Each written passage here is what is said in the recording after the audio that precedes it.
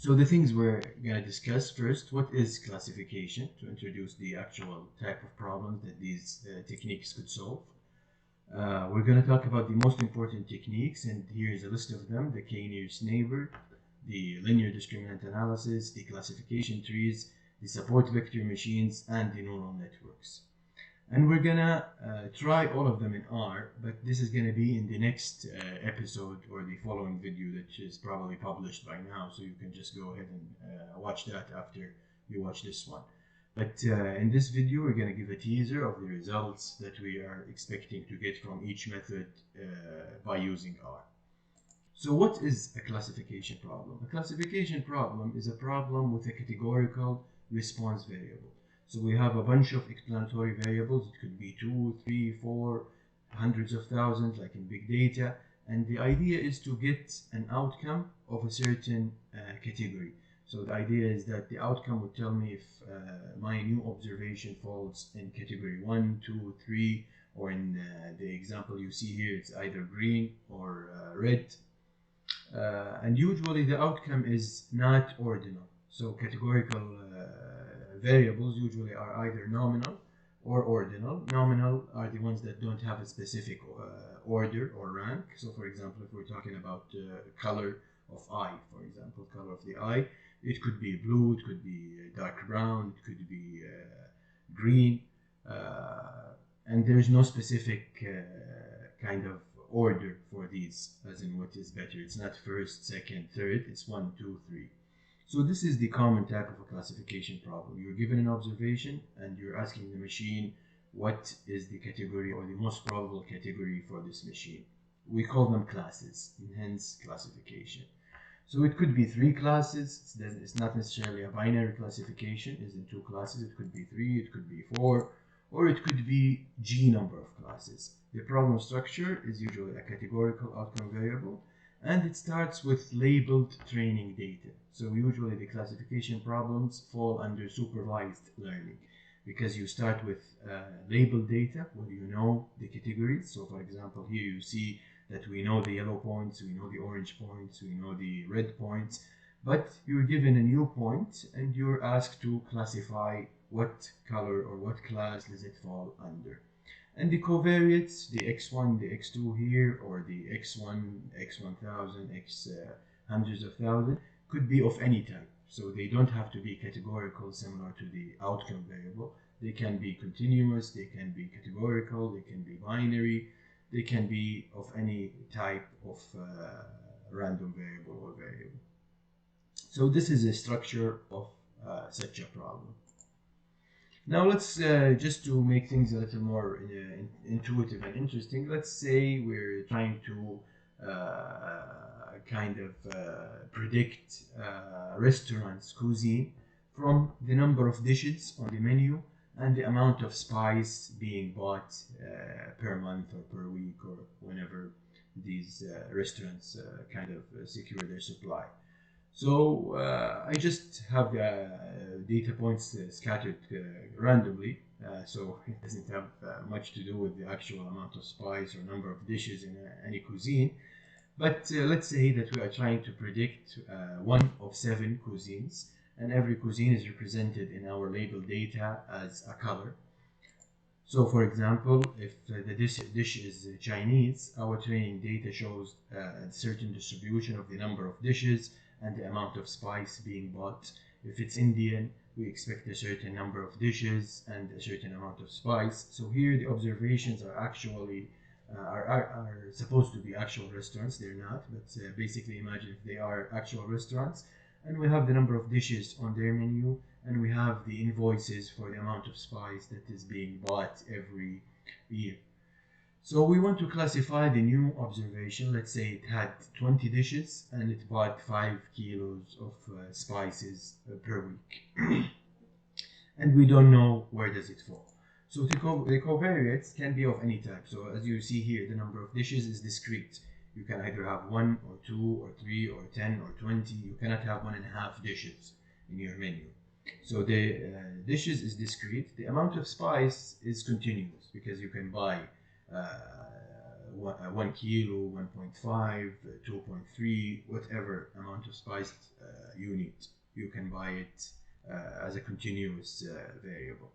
So the idea here is just to show that the actual predictors can be of any type. So now let's think a little bit more about this problem.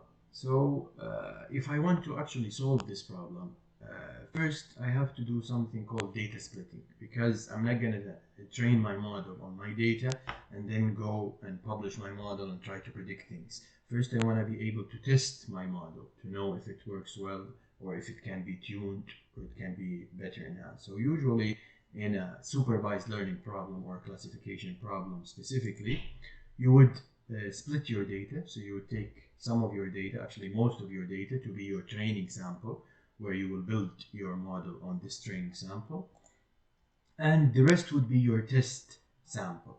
So the test sample is something that you actually know the class of, but you act like you don't know it. So you try to predict and then check if your prediction was correct or it was not correct.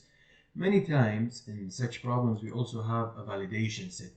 So we would have something called the training set, which we explained, a testing set, which we also explained, and the validation set. So the idea of the validation set is that it will enable us to actually tune some of the parameters of the model before we actually test it on the test data to see how well it's performing, and we can start reporting classification or accuracy rate or mean squared error or whatever classification error rate we're using. So the idea of the validation data is to be able to tune the parameters or the hyperparameters of your model, and we will see what these kind of mean when we show the examples. How is it different from the training data? The training data is building the model, but you cannot test on your training data because your test is going to be supposedly much more accurate with your training data because it's what the model had seen. The validation set is something that you didn't use to train your model, but you can test with it, and like an interim test to tune the model, retest with it, and then when you're satisfied with everything, you test on your test data and report your accuracy rate. So here is how these are are defined, and usually you would split them as most of your data could be training data, and half of the rest is validation and half of the rest is testing. If your data is small, you would actually do training and testing only, just so you don't compromise the capability of building your model. And you would do something called the cross-validation. We will probably have another video of that. But the idea of cross-validation is to use the same training data that you have to build the model and kind of blind some of this data to test, and then switch around between the blinded and the data the model is built on until you tune your parameters and you're satisfied, and then you test. But the training and testing are the core parts of solving any classification problem. So the first technique here is called the k-nearest neighbors. It's referred to in the literature as KNN.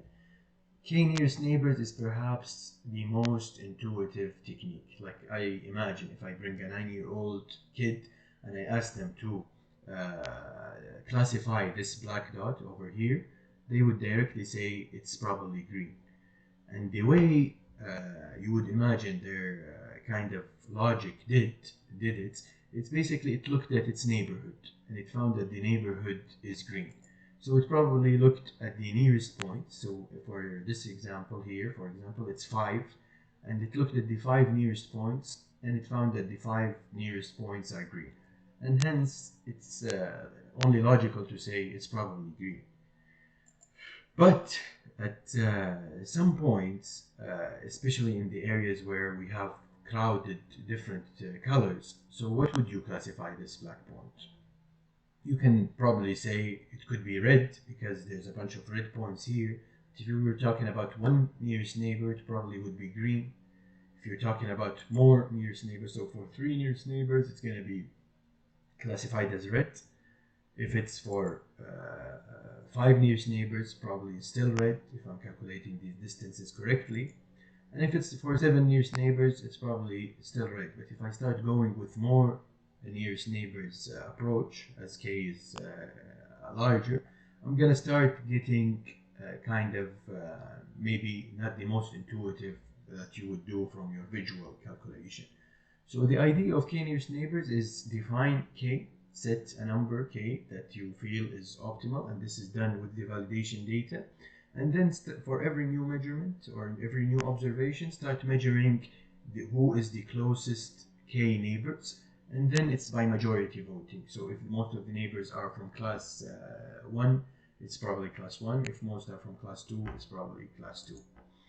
So usually we would set k through validation, error calculation. So we would calculate the error that we're using on the validation set, and then we would decide k once we try different k's. For example, I try 3, 5, 7, and once I find that this k is giving me the least error, then I would go with this k.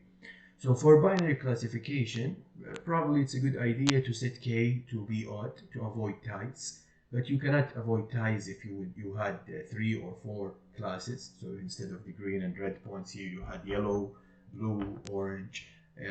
Setting k to be odd would not help much.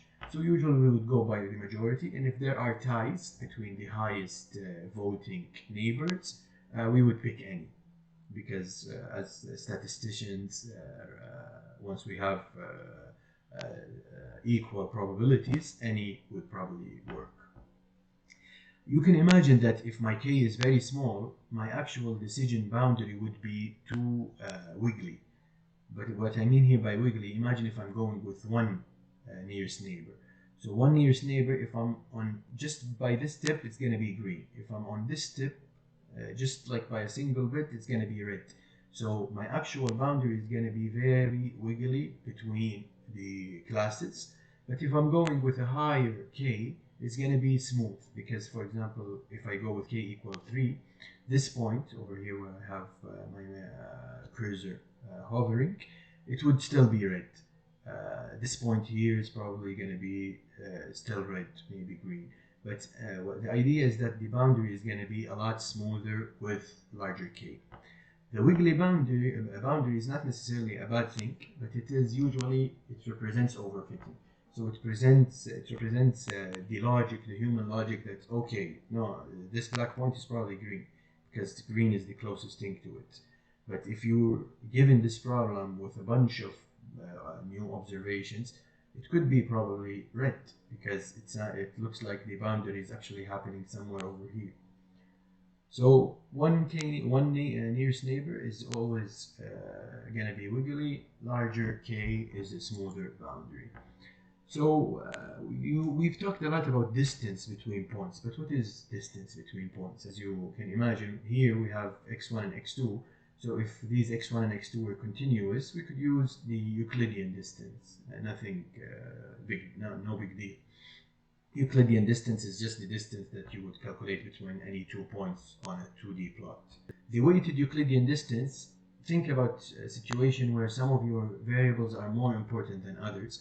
So if some are more important, you might give their distance more weight.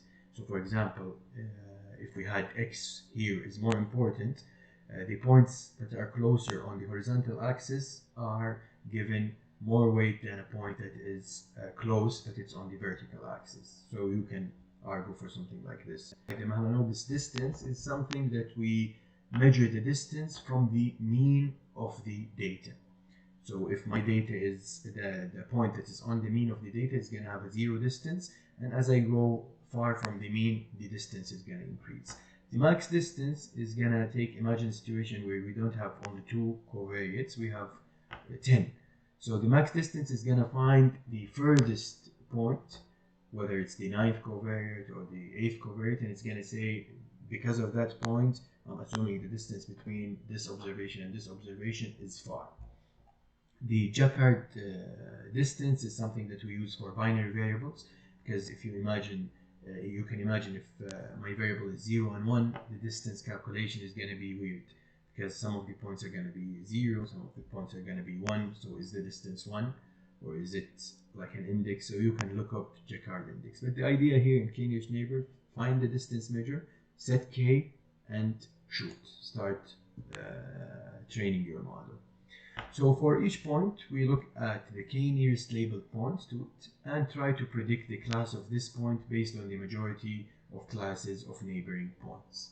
This is k nearest neighbors, the first technique. Just a tip here, you can imagine that if you have so many points and your k is probably high enough and you have many observations and you have to find your nearest neighbor, you have to calculate the distance between every point and all the other points, because the computers can't just spot what's close and what not, as humans can do, but it needs to actually calculate the distance. So it's computationally very expensive. It's one powerful method, but it's computationally expensive if I have a large amount of data. You can also think about the idea if I should scale my data or not scale it, because the distance is going to be highly affected by the units of measure. So if, for example, if x1 is measured on thousands, x2 is measured on 1, 2, 3, of course the distance in x1 is going to set my Euclidean distance if I'm using the Euclidean distance. So it's always a good idea to scale your data before you use k and n. Now to the next technique. The next technique is more mathematical and it uses the probability theory. It's very powerful too. It's called linear discriminant analysis. So think about this. Now my classes can represent random variables on their own, right? If I just look at my green data or just look at my red data and start trying to plot a regression line or a distribution of that data.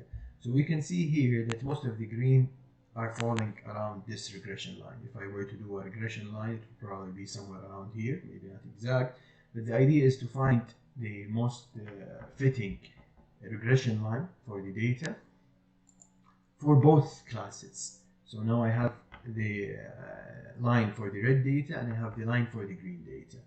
Now this line, what does it represent? It presents the probability of the data given the class. So the probability of this data distribution given the class, which is called in probability the likelihood. So this is the likelihood of the data distribution given class is red. And this line is the likelihood of the data distribution given the class is green. You can imagine what we did here. We just assumed that this is following a normal distribution because this is regression. It assumes that everything is distributed around the mean. And this is predicting the mean at every covariate pattern or every combination of x1 and x2. So this is a parametric model. So a parametric means we assumed some type of data distribution, whereas the k and n, we did not assume anything. We just started calculating the distance between any two close points. But this is a parametric model. It assumes that both the classes are normal distribution, which means my data is multivariate normal distribution. Now, the power of probability theory, and specifically Bayes' theorem. Bayes tells you if I know the probability of the data given the class, I can know the probability of the class given the data. And this is just done by Bayes' theory, which is if the probability of y given x equals the probability of x given y times the probability of y, and it's normalized by the full distribution. So here I have the full distribution, which is the probability of x given y, probability of y, all integrated over all the values of y. So with Bayes' theorem, if I apply it over here to these two lines, I can make a flip and have a prediction of class is green given a new data point x, which is going to equal probability of x given class green times the probability of class equal green over the normalizing constant, and the same thing for the red. So you can see some similarity between those two, which means that I can compare them because all of them, they have a denominator that is similar, so I can just cancel the denominator. And I already have this, the probability of x given the class, which is this basically, which is the equation of this regression line, or actually the distribution of the normal data around this line. But I also have a prior, because Bayes' theorem assumes that the posterior equals the prior times the likelihood over the normalizing constant. So the prior here, what is this? The probability of class equal green. So you can assume that the probability of the class equals green is just the percentage of green points that you have. The probability of class equal red is just the percentage of the red points you have. Of course, if your sample is representing the population. So basically, now my decision boundary of any point is going to be if the probability of this point given class is green is bigger than the probability of this point given the class is red, I'm going to say that the point is green, and vice versa. So eventually this will work out to become a linear line between the data, where every point on the right side of the line is going to follow, for example, the green distribution, and every point on the red side is going to follow the red points distribution. So basically the idea is that we're going to find a line between the data points, and this line is predicted based on the distribution of the green alone and the red alone. And this is very important because it's different from something that we will discuss very shortly. So in summary, it finds a linear function of explanatory variables that define the optimal direction of discrimination among classes. We call it a generative model. Why is it generative model? So we have two types of models, discriminative and generative. Generative tries to understand the what we call the joint distribution, and from the joint distribution it kind of infers the conditional distribution, which is what we just did with the Bayes theorem flip, where we flipped the joint distribution of the data to a conditional on a certain category. So it's a generative model. As a summary, it's parametric, as we mentioned before, and it gives me one more thing that is of benefit, which is confidence in my prediction. So it would actually, because of these two figures I'm comparing, which is the function of the red and the function of the green, and I'm checking which one is bigger, I can say that my confidence in this point being green is this percent, which is not something that we could have done with the KNN, because the KNN is just going to return is this point green or red depending on the majority of the neighborhood. So this is linear discriminant analysis in a nutshell. It could develop to a quadratic discriminant analysis, but this will be covered in a specific video talking about this method. But the idea of quadratic is that this decision line is not going to be a line, it's going to be a curve.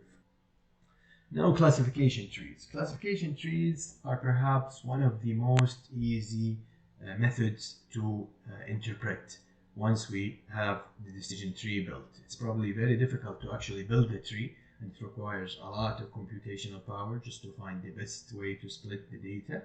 But it's a very easy method to explain once you have the results. And most of us probably have seen trees of some sort in some examples. Basically, the decision tree, what it's trying to do is partition the space through a series of binary splits. So what's important here, imagine a full space of data. You're trying to have cut points, where these cut points would enable you to say if the probability is that my new observation is green or red, depending on the splits. So let's imagine now, if I split my data point, my data through this line over here at D1. So D1 is the value at the X1 axis where I want to have my first split. So I'm going to ask, is X1, which is supposedly the black point, lower than D1? So is X1, that covariate for the new observation, smaller than D1? Then I'm going to end up with two answers, either yes or no. So it's a binary split where your answer should be yes or no. So let's say yes. So if I said yes, then I'm going to be in this area, right? Because this is where D1 is, where X1 of that new observation is less than D1. So I'm in this field over here. Now I can ask another question, because I see that most of the green is in the top and most of the red is on the bottom of this new M1 value. So I'm going to have a new binary split. I'm going to say if yes, then is X2, which is this, now I'm asking about the vertical axis or the vertical covariate for the data, is it less than M1? If it is, then I can predict that it's going to be red, because I'm predicting this square. I'm in this square right now. If not, I'm predicting that I'm somewhere here and it's probably going to be green, because most of the points here are green. So I'm ending up with a partition space that is split into boxes, and I'm gonna guess the point given the majority of the training points that are in this box. Now, if I said no to that first question, so D1 wasn't, so X1 wasn't less than D1, I'm gonna be on the right side, and again, I'm gonna split the right side with a binary split on M2 this time, and I'm gonna say if I'm less than M2, it's gonna be green, and if I'm higher than M2, I'm gonna be red. So I will predict this black point as red, given my classification tree. So the representation of a classification tree is much simpler than the bunch of questions, even though it's actually doing it in the logic behind the nice graph. But in the end, it can be communicated through a very nice graph. So my graph is going to be something like this. So this is my first split. On the left, it's always yes, and on the right is no. So if I say yes to this question, I'm going to end up with a new question that's going to ask me, is x2 less than m1? And if I answer yes, I'm going to end up with red, and if I answer no, I'm going to end up with green. And this is basically every box I ended up partitioning. The beauty of the decision tree, so the numbers on the bottom right and the bottom left represent the percentage of points in every node. We call it a node where the split happens.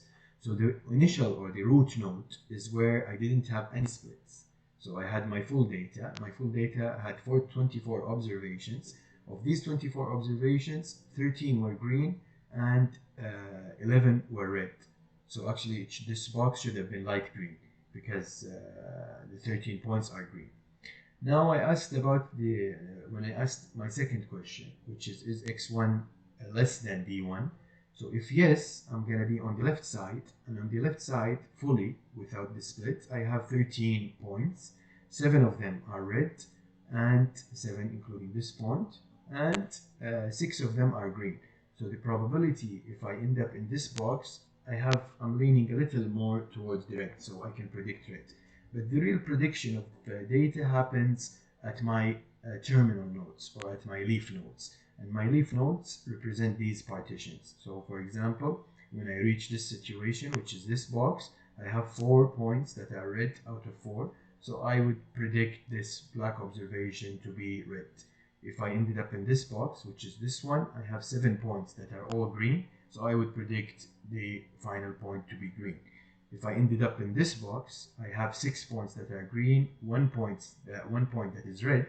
I still would predict green. And the same thing for this corner box. So my error rate on the training set is just going to be, for this decision tree, it's going to be 1 over 24. Because from all these predictions, I only made one mistake with my tree. Because of course, this is my training data. When I try it on my validation data, it's going to be a different story. And of course, when I try it on my test data, it's going to be another story. So if you noticed here, we had to talk about 2 things. Binary splits that are happening at certain values of the covariates. And we talked about number of terminal nodes, or the depth of the tree. So these are the kind of hyperparameters you would have to train your model on. So if I decided to do so many splits that every point is predicted by its own, this is also a type of tree. But is it worth it? Or is it just going to be overfitting my training data and providing bad prediction for test data? So these are the type of things you discuss in a classification tree. So a classification tree is a set of cutoff points chosen on each feature with split leading either to a terminal leaf node or to another further split. So leaf node or terminal node is the end node, or to another split somewhere in the way. Each of these leaves is assigned a class based on the classes with the most training points in the leaf node. So here, the most training points were green, so any points that falls in here is going to be green. So the way we implement it is basically we start from the top and ask these questions and follow the kind of the edges of that tree or the branches until we reach the terminal node and predict.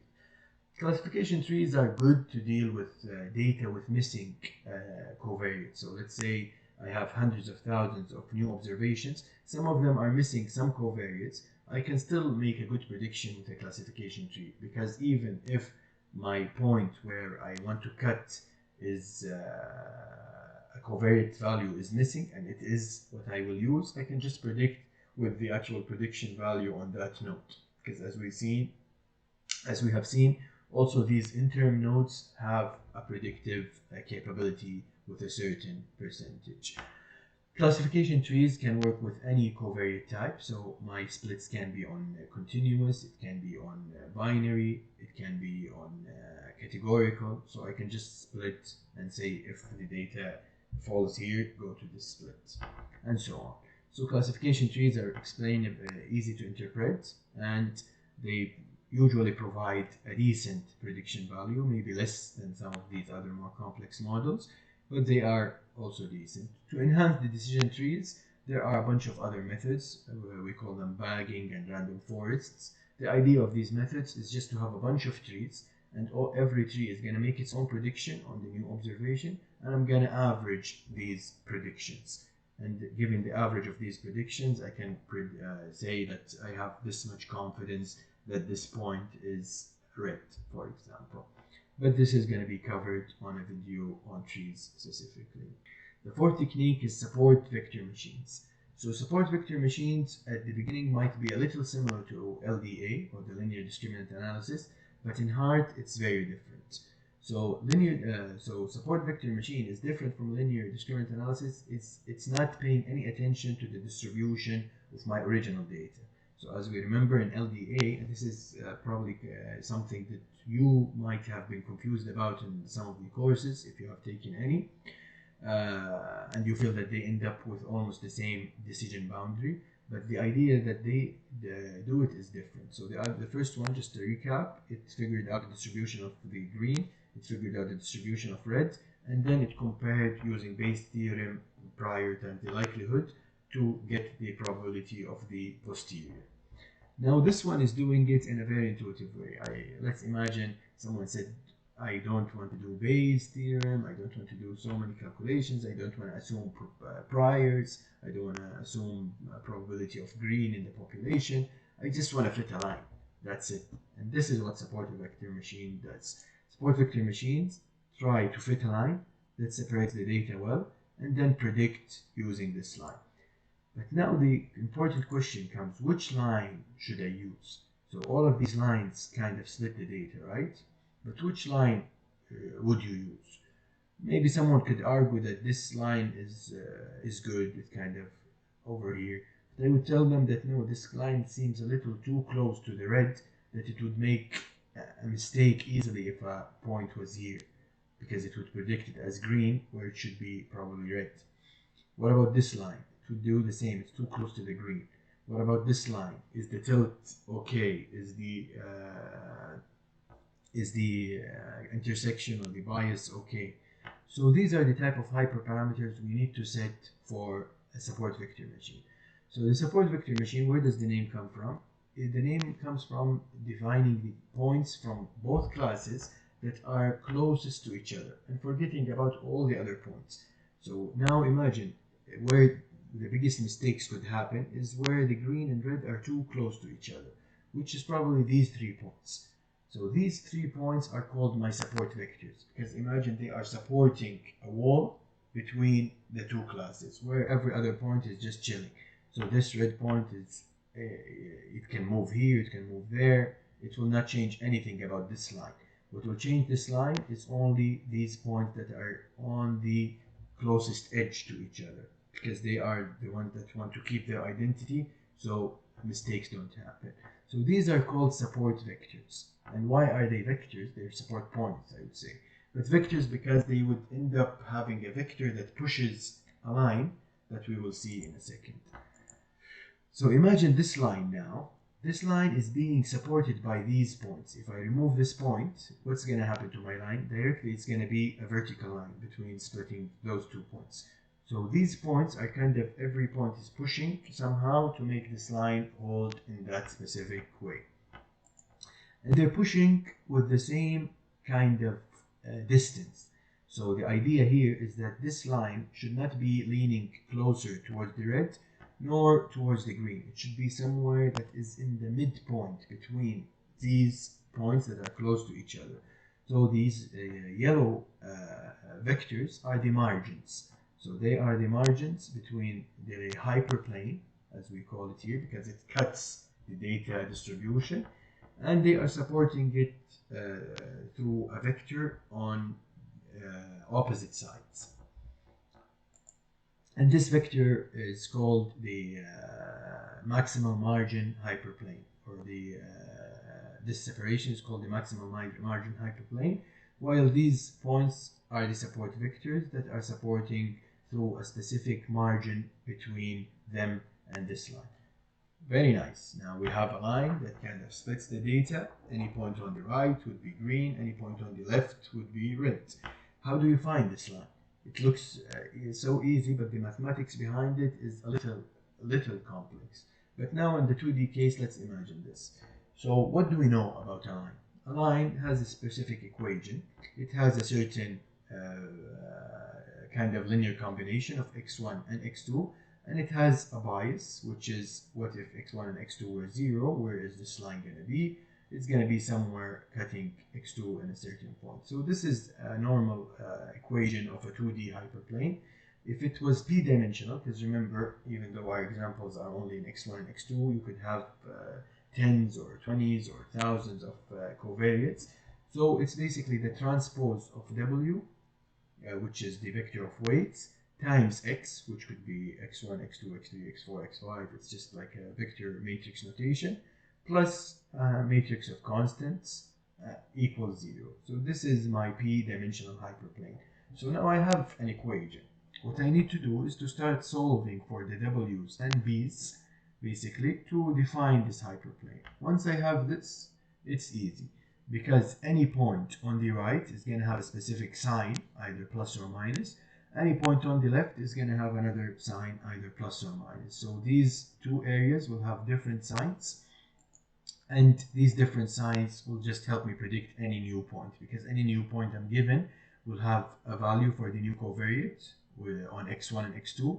I would just multiply it by the w hat. The w hat means the ones I estimated from estimating this line, and the beta hat, which is the bias I estimated. I would plug this, and I would get a plus value if the point is here, and a minus value if the point is on the left side.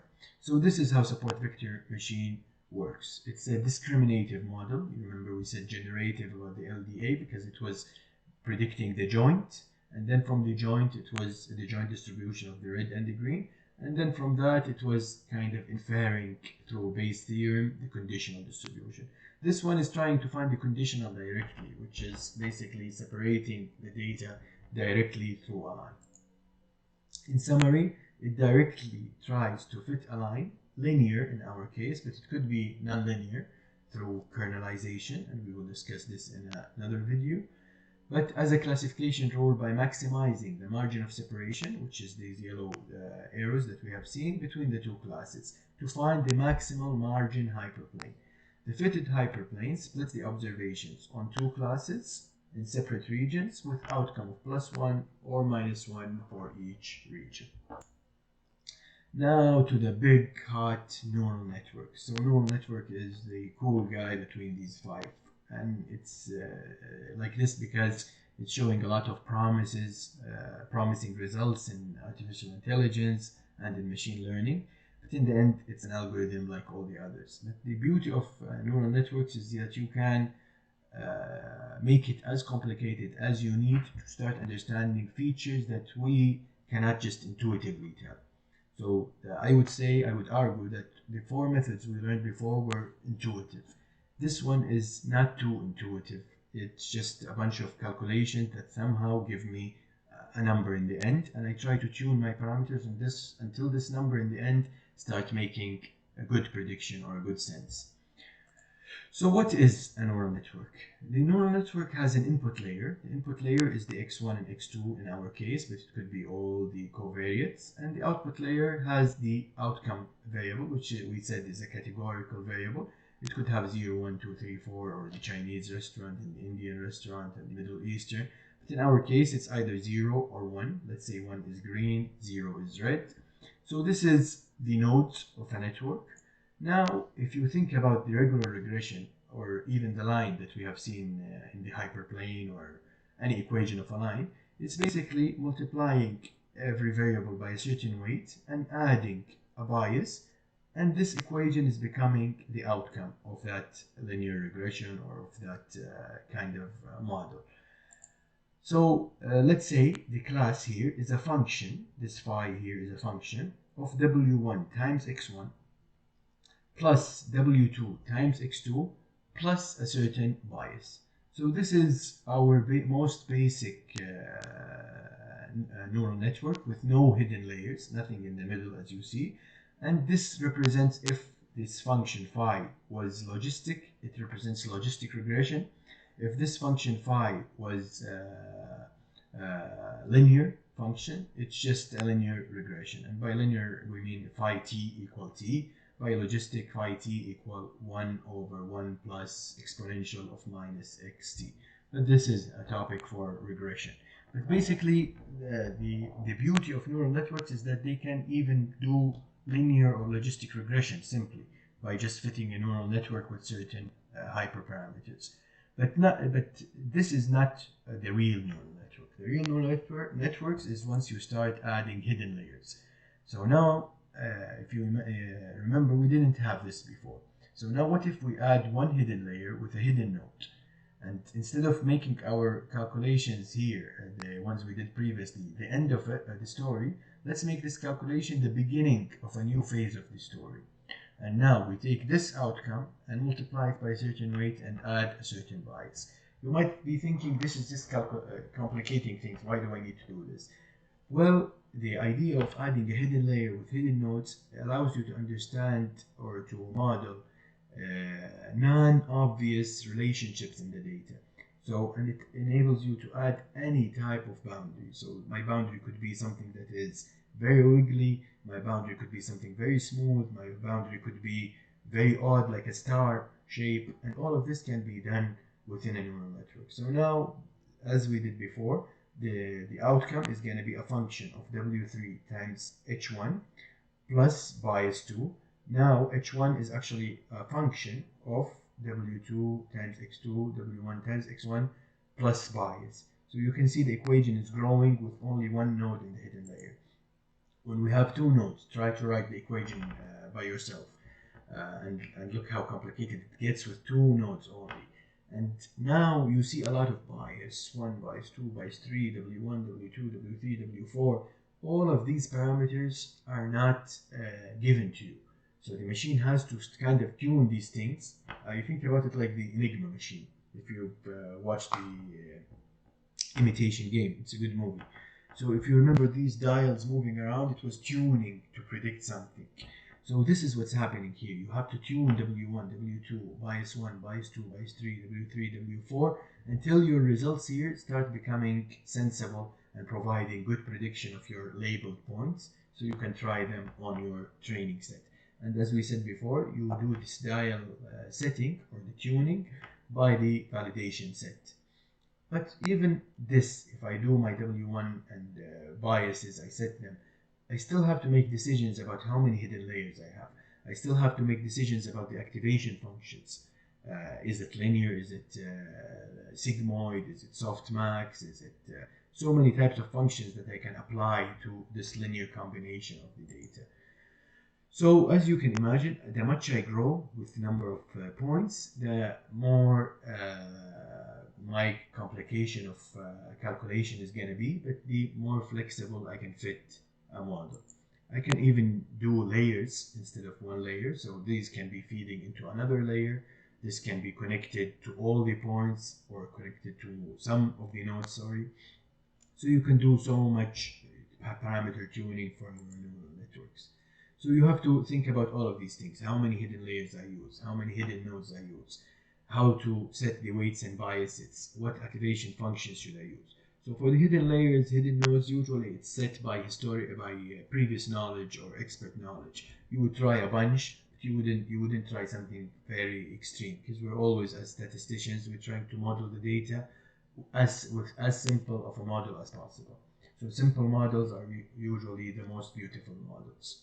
and the most accurate models. The more you complicate things, it starts overfitting your data, so your training set would look great. You might even have 99% or 100% prediction accuracy, but once you try it on real data, you're going to get very low results because of the overfitting. The weights and biases are found or tuned by something called backpropagation. So you would, by backpropagation, I'm not going to explain it here, but just very simply, it takes the last point and it starts doing gradient descent on the error until gradient descent is minimizing the error until finding the minimum of the error function until all the parameters are set to the optimal minima of the error function.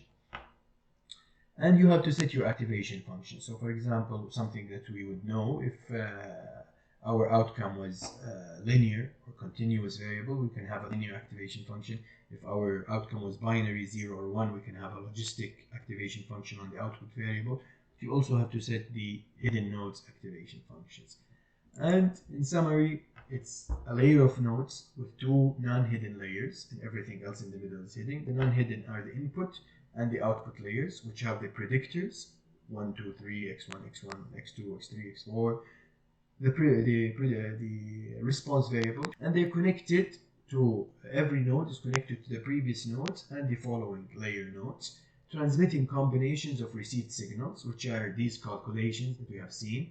And really, the idea of neural networks is it was trying to imitate how the human brain works, a human brain in a cellular level. I'm not very familiar, but the neurons in the human fire for certain data, and once they fire, they connect to different nodes, and once these nodes are connected, some of them fire to different nodes. So it's kind of trying to imitate this through mathematics. So it gives you in the end a value for the response at the output layer for a given input. And this is, in a nutshell, neural networks. So basically, these are the 5 main methods of classification. Every one of them have its own hyperparameter tuning, has its own tricks and techniques to make it work better, like what we said about the trees, for example. I'm gonna show you some of the implementation, the basic implementation of these methods in R, which is very simple. R gives us libraries that you can do these very simply. But now, just look at this data. Of course, this data is, so the accuracy rates you see here is only specific to this data that I tried. It's like a teaser for the next video. So I tried to predict the country between two countries of a FIFA 2021 player through their height and weight. So as you can see in the k-nearest neighbors, I have the kind of faded points here showing the training set, and my predictions are the diamonds, and the actual result or the true value was this dot. So you can see some mistakes are happening in some areas, while some are good predictions because of the data density. But once we have things that are very close to each other, you can see mistakes happening by the prediction. The LDA, you can see that kind of my predictions, the green diamonds and the red diamonds are fully separated by a line, right? You can imagine that there's a virtual line over here, and that's my linear discriminant analysis. It's where the probability of the point being red increases on one side and decreases on the other side. The full tree could be anything. So as you can see, I'm predicting these points as red, and I'm predicting these points are green. So you can imagine that my space was partitioned somehow this way, and it could have as many partitions. This was a full tree, a fully grown tree, so it didn't have any limit on the number of nodes and terminal nodes and the depth of the tree. The support vector machine here, I used radial support vector, so it wasn't like the ones we showed where it was linear. It was more of a kind of a curve type of thing. So you can see that the curve is being fit somehow this way. So even this point is predicted as red, where it was actually green in true value. You can see the neural network. The neural network prediction, which are the diamonds, are completely something that is not intuitive. You can see that it's given a lot of correct, so you don't see a difference between the dot and the diamond. You do see, so for example, this point is predicted wrong, but a lot of them are predicted correctly. So if you compare it to the full tree predicted this point wrong, the neural network predicted it correctly. The full tree predicted this point wrong. The neural network, out of probably all of them, is the only one that predicted this point correctly. So you can see the flexibility that we did with 2 hidden layers and 3 nodes each. Here, as I have the prediction accuracy that is done on my test set, that is the set that the model haven't seen, and you can see that we're achieving up to 67% accuracy just from these two things, the height and the weight, to predict the player's nationality, which is, I would say, is good for only 2 covariates. This was a teaser for the next video where we're going to show how to get all of these actual plots and how to get these methods implemented on a real data set. And the video here tried to explain very briefly to make things as intuitive as possible. You might want to listen to some of the points again, but the idea I end with is that machine learning is very intuitive. What made it possible is the computing power that we have right now. Thank you for listening. I hope you enjoyed the video. If you liked it, please hit the like button, hit the subscribe button, and I will see you in next videos.